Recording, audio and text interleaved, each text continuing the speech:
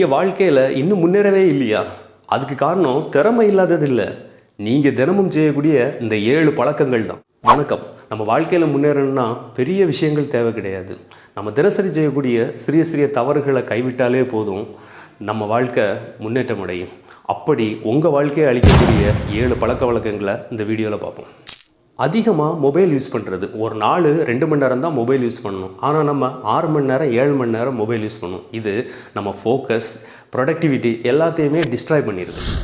வேலையை தள்ளிப்படுவது, நாளைக்கு பார்க்கலாம், பிறகு பண்ணலாம், இந்த ஒரு ஹேபிட்டு நிறையவருடைய வாழ்க்கையில் அவங்களுடைய ட்ரீமை அப்படியே அழிச்சிருது.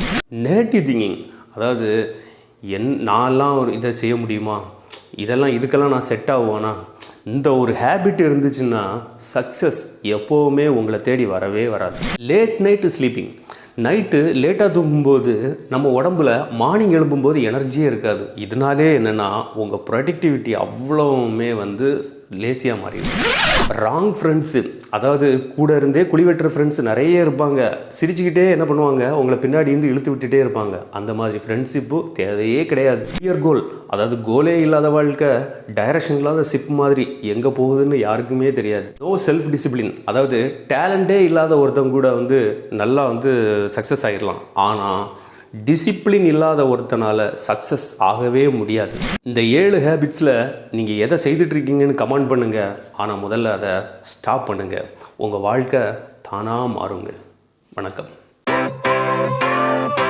Sunshine.